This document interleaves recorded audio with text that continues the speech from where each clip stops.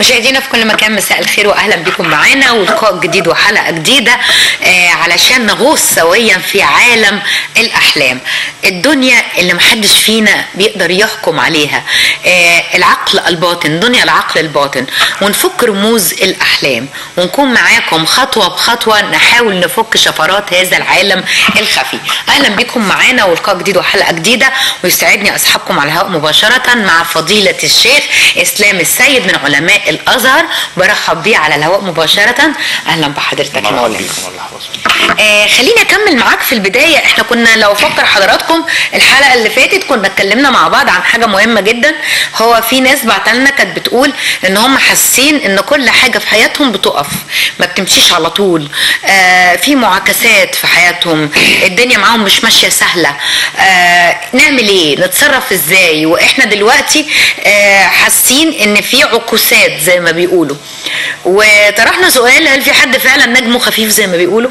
طب واللي نجمه خفيف ده يتقله ازاي؟ ما كان السؤال كده بالظبط. هنكمل مع حضرتك ونعرف من حضرتك ازاي قبل ما ندخل في تفسير احلامكم ومناماتكم. ومعايا الايباد اهو وجايبه كل حاجه. خدنا المره اللي فاتت الحاجات، الصور اللي انت تقراها من القران الكريم كل ليله قبل النوم، ودي سيدنا الحبيب صلى الله عليه وسلم كان دايما بيقراها، سوره الاسراء وسوره الزمر ليلا قبل النوم، وبتقرا سوره الرحمن ساعه العصر، وشرحنا الكلام دوت الحلقه الماضيه. طيب، من ضمن الحاجات النبويه اللي الانسان لو عملها هيخلص من جميع انواع العطله في حياته ان يصلي وقت الشفع والوتر.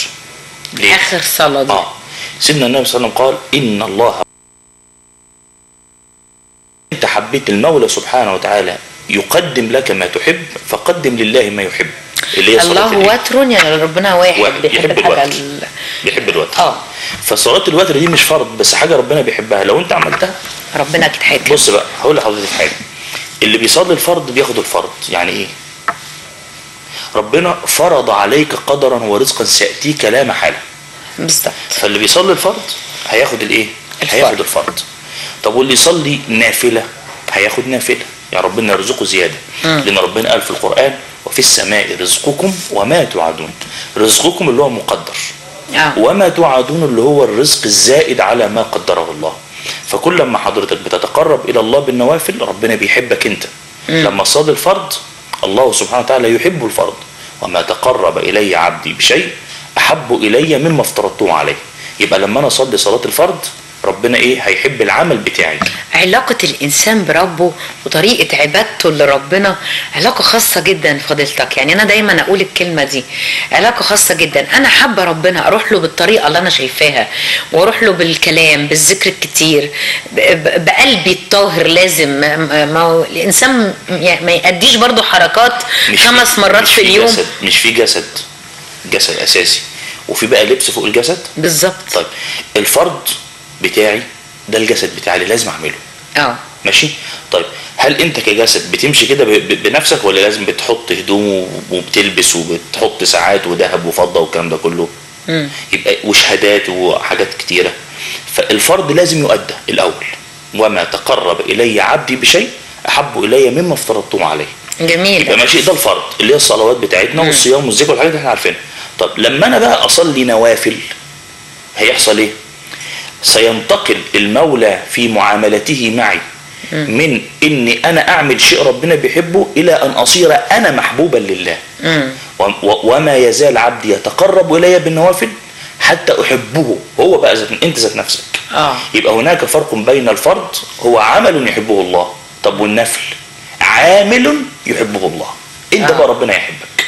طيب فاذا ربنا احبك، فاذا احببته يبقى صار العبد ذات نفسه محبوب لله. كنت سمعه وبصره، كنت له سمعا وبصرا ويدا ومؤيدا.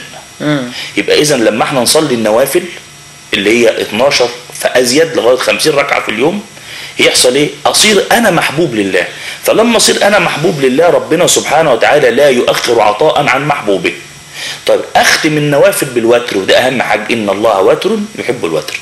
فصلاه الوتر في ناس كتير جدا ما بتعملهاش، وهي واجبه عند الاحناف، ليست فرض لكن واجبه. لما بنصلي صلاه الوتر ربنا سبحانه وتعالى بيقدم لك ما تحبه مقابل صلاة الوتر. ولكن لابد من دعاء سيدنا الحبيب الذي رواه الإمام أحمد بن حنبل في مسنده عن رسول الله. ايه دعاء الوتر؟ كلنا حافظينه، كل الناس حافظاه زي الفاتحة بالظبط، اللي هو اللهم اهدنا فيمن هديت، وعافنا فيمن عافيت، وتولنا فيمن توليت، وبارك لنا فيما أعطيت، وقنا واصرف عنا شر ما قضيت، إنك تقضي بالحق ولا يقضى عليك، إنه لا يذل من وليت ولا يعز من عاديت، تباركت ربنا وتعاليت، لا ملجأ ولا منجا منك إلا إليك. فلما نقول دعاء الوتر، الدعاء مستجاب عقب دعاء الوتر، وهو يقال قبل دعاء جميل كله تمجيد لله والذات لله، وهو يقال قبل الركوع وبعد الركوع. يعني ممكن بعد ما اقرا الفاتحه اقول والله احد اقول اللهم اهدنا فيمن هديت، وممكن بعد سمع الله لمن حمده اقول اللهم اهدنا فيمن هديت. يبقى اذا حضرتك عايز تعمل شيء عن سيدنا رسول الله يظبط لك حياتك ويخلي امورك في الحياه فوق الخير اللي ربنا عطيه لك، يديك الخير بزياده، يبقى هتحافظ على صلاه الشفع والوتر على الاقل، صلاة الشفع والوتر. يبقى احنا كده خدنا برنامج نبوي زائد. ان شاء الله الثلاث اللي جاي ابدا برضو احط لك حاجه اسمها برنامج يوم الجمعه. ده من البرامج اللي بتخلي حياه الانسان سعيده، لان يوم الجمعه ده من ايام وساعات الفرج على الناس. يبقى خدنا النهارده الوتر، هناخد ان شاء الله رتب يوم الجمعه او رواتب يوم الجمعه الحلقه القادمه ان شاء الله. عندنا سؤال النجم الخفيف، ناخده دلوقتي ولا بعد المنامات؟ ناخد لنا كم منام كده اصدقائنا ما يتضايقوش مني وياخدوا على خاطرهم. نبدا على طول. معانا بعمل صوت والمايك هيلقط الصوت، ومخرج محمد ابو ساده هيستناني برضه. سهى البدري. سهى: السلام عليكم ورحمة الله وبركاته، تحياتي لكم جميعا وأمنياتي بالتوفيق لكم. أحلم كثيرا بأنه فيما معناه أنه سوف يتقدم لي شخص لخطبتي، وكمان أمي وأختي يحلموا لي بأنه سوف يتقدم شخص لخطبتي، وأرسلت تلك الرؤى للبرنامج وتم التفسير، وبالفعل يتقدم لخطبتي الكثير، ولكن ما بيتمش الموضوع، وتكرر نفس الموضوع كثيرا. أرجو من الشيخ إسلام تفسير ذلك، وجزاكم الله كل خير. تفسير الحال العطر اللي عند أستاذة سهى البدري هو اللي احنا بنتكلم عليه دوت. أيوة. اللي تلتزم بالبرنامج تلتزم بالبرنامج المحمدي النبوي اللي احنا بنحطوه دوت، هيصرف وخاصه وتركز في الوتر، تركز في الدعاء اللي فيه ركعه الوتر. وفي حته مهمه جدا واحنا بندعي ربنا، او احنا اللي سيادتك كنت عايزاني اتكلم فيه في اول البرنامج، وانا بكلم ربنا سبحانه وتعالى يبقى ما يبقاش هدفي الدعاء اللي انا عايزه قد ما هدفي ان انا اقرب من الله. ايوه، هو ده اللي انت سيادتك كنت عايزاني ده اللي انا بحبه كمان. يعني مثلا انا دلوقتي بملى ابلكيشن عشان اتعين في مصلحه معينه، وانا كتير من الناس بتتعبد لله سبحانه وتعالى، يعني بتصلي وكده، دي مجرد ابلكيشن، وفي الاخر بيركز فين؟ في الدعاء بتاعه. لا، ركز في العباده في حد ذاتها. ولذلك العلماء قال لك ايه؟ اذا عايز ربنا يستجيب دعائك فعلا، اول حاجه تثني على الله بما هو اهله، تصلي على سيدنا رسول الله، تستغفر الله من ذنبك، تطلب الاخره، وبعدين تدعي باللي انت عايزه. يبقى اخر حاجه انك تدعي باللي انت عايزه، وتركز في الاربعه اللي قبل الخمسه، تركز في ذكر الله، في الصلاه على سيدنا النبي، في الاستغفار، في طلب الاخره. لان سيدنا النبي قال ايه؟ من كانت الاخره همه جمع الله شمله.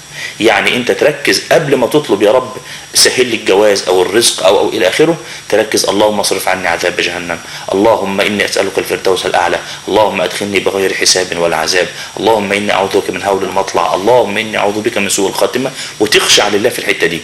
وبعدين اللهم اغفر لي ذنوبي، وتخاف من الذنوب زي ما انت بتخاف من المصايب بالظبط. اللهم اغفر لي ذنوبي، اللهم تب علي توبة نصوحا. كثرة الاستغفار عليكم بيها دايما. الواحد بيقول كده، يعني كثرة الاستغفار دي بتبقى حاجة جوه الانسان، مهما كان الانسان ما يعرفش برضه طول النهار ايه يستغفر ربنا. الاستغفار بيجيب راحة. طب يحصل ايه بقى بعد لما تتقرب من ربنا بالشكل ده؟ ساعة بقى ما تيجي تطلب حاجتك الدنيوية ربنا هيستجيب. لأنك أردت الله تبقاش مصلحجي. مش تدخل كده على ربنا دخلة المصلحجي. لا، يعني اللي بيميز أستاذة عزة حاجة جميلة، إن هي بتلخص الكلام كله، بتلخص اللي احنا بنقوله كله في كلمة واحدة: ما تبقاش مصلحجي. هو دوت السر الكبير. ما تتعبدش لله عبادة المصلحة، التعبد لله عبادة الصلح مع الله. ساعتها ربنا هيستجيب، ولا انت محتاج برامج ولا محتاج حاجه؟ حب الله. نعم، حبه يحب. حب الله. مريم بعتلنا بتقول السلام عليكم، انا حلمت ان في مكان شبه منطقه سموحه كده يعني، ومعايا تليفون وعليه رقم ابن خالتي، بس كنت رايحه عشان خالي كان تعبان وبيعمل عمليه، وهناك انا واقفه لقيت واحد بلطجي كان عاوز ياخد الفون وانا مرضتش واتشبست بالتليفون بتاعي، وكان ماسك موس وخربش لي ايديا، وفضلت اجري منه لحد ما وصلت على منطقه شعبيه، وهناك شفت واحده سرقت محفظة واحدة، رحت جريت وراها انا وبنتها، ولما مسكتها خربشتني بموس في ايديا، وبعدين جريت وعمالة اتصل بابن خالتي مش بيرد عليا، ورحت المنطقة الاولانية راح موقفني نفس البلطجي مرة تانية. المرة دي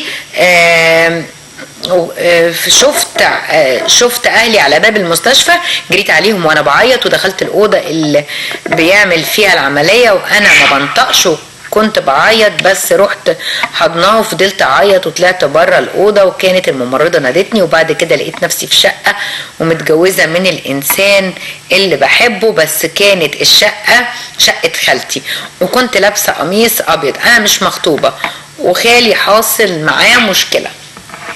الرؤية دي معناها ان انت بتخافي خوف وهم لا حقيقة له. انت عندك اوهام ومخاوف مش موجودة اصلا، والاوهام دي مسيطرة على العقل الباطن بتاعك، ولكن ربنا بيقول لك انت في امان، لان الخوف في المنام امان في الحقيقة. فانت في امان من المخاوف اللي موجودة جواك، وخالك المشكلة اللي عنده هتخلص، وانت ربنا سبحانه وتعالى هيكرمك فعلا ان شاء الله انك تتجوزي حد بتحبيه، لكن مش شرط يكون نفس الشخص اللي حضرتك شفتيه في المنام، هتتجوزي حد انت فعلا بتحبيه. فدي ملخص تفسير الرؤيا. أمنية ناصف أو نصيف مش عارفة بقى، ماما حلمت إنها طايرة على كرسي جلد وطايرة فوق الناس مش بعيد قوي عنهم، وكل ما في حاجة تيجي في وشها كده تقول لا إله إلا الله، تقوم الحاجة دي معدية. وحلمت نفس الحلم في نفس اليوم شافت حصان وش حصان، والناحية التانية بتاعته وش جمل. هتسافر تعمل عمرة، تركب الطيارة وهتسافر تعمل عمرة. وكل ما حاجة بتطير في وشها بتقول لا لا لا اله الا الله، الجمل في المنام الحاجة دي جارية. الجمل في المنام سفر. والحصان في المنام جد. كلمة جد مش معنى جد. جد يعني سيريس. لا جد يعني جاه. ولا ينفعك الجد منك الجد. الجد اللي هو الجاه، المنصب يعني، الجاه. خد بالك الحاجه اللي هي فهي معنى ان هي تعمل عمره والمشاكل اللي عندها هتروح بفضل ذكر الله. ادي جميل. يلا امنيه افرحي، بشرى كويسه. على فكره الزرار اللي في الجاكيت يا محمد هي اللي بتخبط، مش عارفه اعمل ايه يعني، الجاكيت اقصها ولا اعمل ايه عشان بيزعقوا على طول على ده. ايمان عودة بتقول السلام عليكم، حلمت ان اختي رايحة مع خالته فرح بدون زمر وهيصة، اختي انسة وخالته متوفية واسمها سناء. الفرح اللي ما فيهوش زمر ده كويس، الفرح اللي فيه زمر في المنام مش حلو. الا اذا كان اللي شاف الرؤية من اهل الدين. يعني هديكوا قاعدة كده من اهم قواعد او اصول علم تفسير الاحلام. الفرح المزمر في المنام وحش، معناه مشاكل، الا لاهل العباده واهل العلم بيبقى لهم شهره خلاص.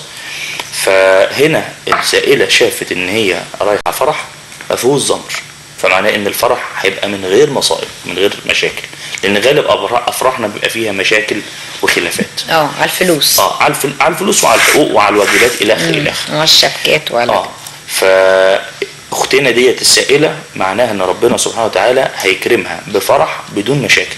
طيب هي اختك كانت ماشيه مع خالتها المتوفيه، معناها ان هيجي الفرح بحق، لان الميت فطر حق، والمشي مع الميت والاكل مع الميت والنوم مع الميت وكل حاجه مع الميت حلوه، بيبقى طول عمره وتحقيق الامل. خلاف ما يتخيله عامه الناس، يقول لك الاكل مع الميت هتحصله، لا بالعكس، معناه ان ربنا سبحانه وتعالى هيطول في عمرها وهيحقق لها مرادها. والخال والخاله في المنام كرم، لان كلمه خال جايه من خولناه يعني اكرمناه. خدت بالك؟ فمعناها يا ربنا هيكرمها، واحتمال كبير والله اعلم استشف من هذه الرؤية ان اختك لو آنسة هتتزوج من اقاربها من جهة الخالة، اما من ابنائها او من معارفها او من حد من طريق ابنائها. طبعا الكلام ده كله مبني على ان اختك آنسة. خلاص. اما بقى لو اختك منام فهيبقى مش جواز، يبقى في مناسبة سعيدة برضو عن طريق الايه؟ الخالة. روز حداد بتقول حلمت ان انا واقفة واختي واقفة على يميني وامي على شمالي، وكان صلاة العيد، بس كانت الدنيا لسه ضلمة، وكان واقف في وشي رجل شاب ولابس جلابية بيضة وانا في الحقيقة معرفوش، وكان ماسك سكين في ايده الشمال وعايز يجيبها على رقبة اختي، وكان بيقول كان ده عقاب ليها على شيء عملته، يعني اكيد ده كان عقاب ليها على شيء هي عملته، وانا كنت عايزه ابعد السكين عن رقبتها، وقلت له انت كده هتموتها، لحد ما السكين جرحت صباعي، وفضلت واقفه وفضل واقف قدامنا وسكت، مع العلم ان انا واختي آنسات. منام مهم جدا. بمعنى منام مهم. بص بقى، العيد في المنام، اي عيد تشوفه في المنام معناها سرور قديم سيعود. يعني كده هيبقى زي ريفليش كده، في حال حلو هيرجع قديم. يعني مناسبة سعيدة، مش مناسبة مع فرح، لا، بمعنى انت بالك هيروق، وفي معارف هترجع تاني، في سرور هيرجع لك تاني. سرور يعود، خير بيعود تاني. خلاص. طيب الشاب اللي لابس ابيض وماسك سكينة وعايز يذبح اختك على غلط هي عملته، يا ريتك ما كنت كتبت اسمك. وانا بحذر الساده المشاهدين، حط لنفسك لقب وما تقولش لحد وانت باعت لي البرنامج، يعني ما تقعدوش اتنين مع بعض وتقول الحلم ده بتاعي، لان ما يهمكش. لا، اصل في نقطه، اصل الحلم ده عايزين نعرف الحلم ده في حاجه تخوف. ايه هي؟ هقولها لك على الهوا وخلاص، ويا رب ما يكون حد قاعد جنبك غريب عنك وعن اختك.